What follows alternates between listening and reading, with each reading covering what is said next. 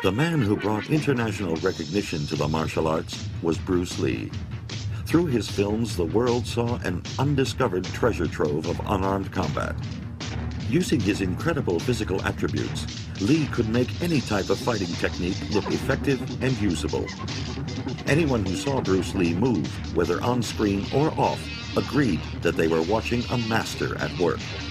As a teenager, Bruce Lee started seriously training in the Wing Chun system of Kung Fu, which focuses on trapping the opponent's arms while simultaneously attacking him with short and powerful hand techniques. In 1958, Bruce Lee migrated to the USA, where he settled in Seattle, Washington. With no instructors to guide him, Bruce started experimenting on his own and started taking students to help him in his training. Needless to say, they were astounded at the skill of this young master. One of the things that Bruce was trying to do was, that he constantly tried to do, was to get across the idea of simplicity. Don't make things complex when simplicity will do. When I first met Bruce, he'd been coming around to see Jesse a few times at our place. Jesse and I were roommates. I came around when Bruce was there, and Jesse had already told me about some of the amazing things Bruce could do. And Bruce was just a small person. He was 5 feet 7.5. He weighed 132 pounds. But you could see he was in shape, and he moved almost like a dancer. Bruce stood real close to me, right near a doorway in our little apartment. And he says, well, go ahead, try to hit me. So I was going to reach up and I was going to throw a left jab, essentially. But I was just going to tap him alongside the cheek. I was just going to... He was quite within range of me. He was within punching range, and I was just going to reach up like that and tap him along the cheek. So I said to him, okay. I said, are you ready? And he said yes, and his hands were down here at his sides.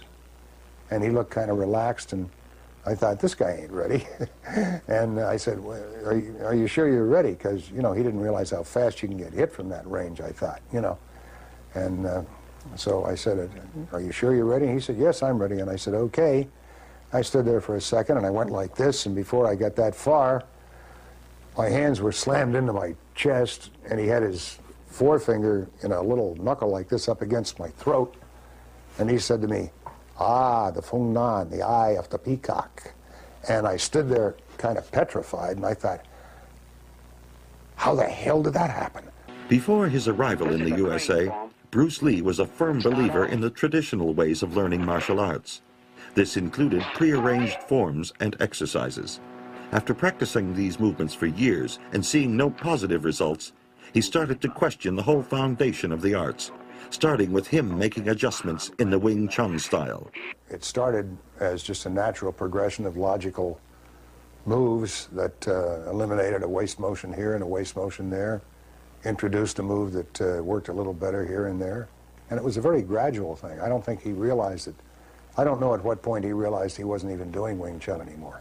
He gradually began to realize that the classical martial arts were too restrictive, that you had to move in a certain exact way to do certain exact things, and that they didn't leave anything to the imagination, they didn't leave anything to a person's originality. Everyone had to do everything exactly the same, and they were just simply too constricting. In the mid-60s, Lee moved to Oakland, California. His new approach to martial arts further developed his already exceptional skills. His abilities were put to the test when a group of Chinese Gong Fu men challenged him. In those days, they think that the Chinese should only teach the Chinese. And so they selected one instructor just coming from Hong Kong recently at that time, and to challenge Bruce Lee. And they showed up his school, and they set the rules, what to go by, and Bruce Lee said, no, you challenge me, and at first I know everything go. And so they start at it, and so Bruce started using Wing Chun, and just give him a strict blast, and the guy just, turn around and run. Wong Jiangmen was trying to fight Bruce classical, and Bruce was trying to use Wing Chun, so he went straight in, boom, boom, boom, boom. And then he found out that Wong Jiangmen turned around and ran, And there was no defense or offense for a guy running, you know, and you trying to hit him with his head down, going down like he's running with a football, you know. So then finally Bruce stopped him and got him in the corner, and it was about ready to lower, you know, the right hand on him. And the guy said, "I give up, I give up." So afterwards, Bruce said, "Now I realize if I'd have learned how to box, I would have done uppercuts and hooks, and I would have nailed him." And that was the birth of Jeet Kune Do. Jeet Kune Do, or the way of the intercepting fist, was Bruce Lee's personal expression of fighting, which combined his physical abilities, personal philosophy, and the direct application of simplicity and economy of motion. And he had the ability to develop a system, a fighting system that uniquely of his own. He dared to challenge the old system, and he think that the traditional and classical way of training martial art is not the way to go.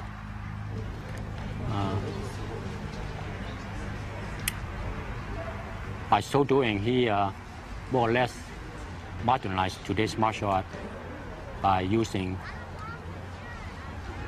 modern scientific approach and through constant research, and to develop a system, a fighting system that he called Jeet Kune Do. The name Jeet Kune Do was taken from the Jeet Kune form that Bruce learned from a Boy Scout master at the Chinese Baptist Church. Bruce conveniently added the word Do, which is a Japanese word, and coined that as a term for his approach to martial arts. Instead of making believe you're hitting an opponent with a punch or a strike or a kick, he would hold targets up there like professional boxers do in Western boxing and make you fire the kicks and the punches against those targets. So he got us more into target practice as opposed to make-believing. He would divorce himself from practicing the prearranged katas and say, let's spend more time sparring. Let's do the actual engagement of contact. There was a lot of emphasis in the styles on the key to success is to be able to execute the proper technique with extreme speed, power, and deceptiveness. Bruce would take it a step further. It's not only your ability to execute the technique, but also what do you do when you receive the technique. He believed a lot in toughening the body, conditioning the body, being able to endure the punishment of someone attacking you. And so physical conditioning was very, very much a part of his persona, so to speak. 2 words he gave me, and I didn't really understand it until later on. He says, be alive and alert, double A. And now I understand what he means. Being alive is always on your toes. You know, whatever you do, boom, you're an inch short of getting me. And being alert, boom, right in. If you throw a punch, you throw a kick, in my personal opinion, the purpose of that technique is to do damage. Well, Bruce Lee had the same philosophy, so he hooked up like that. So let's see, I met Bruce in '67, we started working together later that year, '67, '68, and then somewhere in '69, when I started working with Bruce, I won like 11 consecutive grand championship titles without losing. I became invincible all of a sudden. Well, Bruce hit me just as my career was peaking anyway, so we kind of complemented each other would be the correct word. Bruce and I were always watching idols of his, such as the boxers, Muhammad Ali, Jack Dempsey, Willie Pep, Stanley Sadler. And what we were watching on film were full contact action, stuff that was working for real fighting, real combat. He showed me a wrestling book he bought that was printed in 18-something, and the guy put his foot on his opponent's toe, hit him, and then took him down. And he said, "Hey, look, this is really fighting, stepping on a guy's toe and hitting him, and grappling with him." In 1971, Bruce Lee went to Hong Kong to pursue his film ambitions. Finding instant stardom there, he focused his attention on the art of filmmaking, although he seemed to apply the personal concepts that made him such an exceptional martial artist to his movie career, and with good result. His unexpected death in 1973 put both the martial arts and its movie industry in a state of shock. Nobody has or is expected to replace Bruce Lee in either community.